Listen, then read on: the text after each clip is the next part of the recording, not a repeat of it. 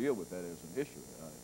We've had a person here on this show who is a nationally recognized individual dealing with domestic violence. Why don't you say something about youth services and domestic violence? Or do you find that to be one of the areas that is of some concern to your division?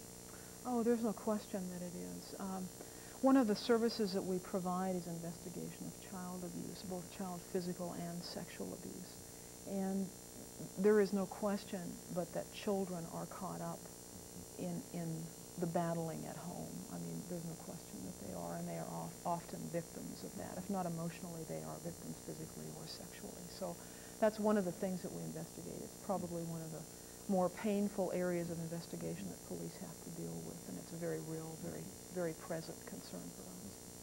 Okay, we've got about a minute that allows you, Ms. VMeece, to perhaps give us some final comments, and we'll elicit from Captain VMeece some final comments before we end it for today. I just want to kind of recap what Captain VMeece says. You know, we see that children are also victims within the domestic violence situation, and at the YWCA, we have a children's program because usually if a woman is going to leave her batterer, she's going to bring her children with her. So we want to provide services for the woman and her children, so providing that comprehensive service for them. Also, when looking at the area of youth services, really feel that, and I see this in Nashville, the need for youth-serving agencies to unite if we're going to correct these problems. And I see that happening and just want to encourage the continuation of that, because that's how we're going to be able to make a difference. It's with us coming together, joining forces, and making a difference.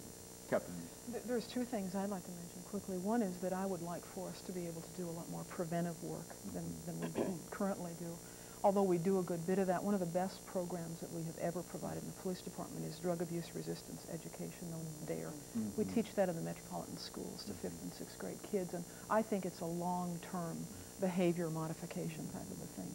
Another area that I have a real concern about is the area of missing children. We had about 3,500 missing children in 1995, and that includes kids who are missing by choice, those who are missing unusually, those who are runaways. And I think that's an area of major concern. There's obviously a problem there, and I think it's an area that needs to be looked at carefully, and we really don't feel like we have the answer, although we continue to look at it. And let me, Captain VMeece and Ms. VMeece, to thank the two of you for coming by and giving us that excellent information. Let me encourage you to tune in again next week for another informative edition of Comments. Thank you and good morning.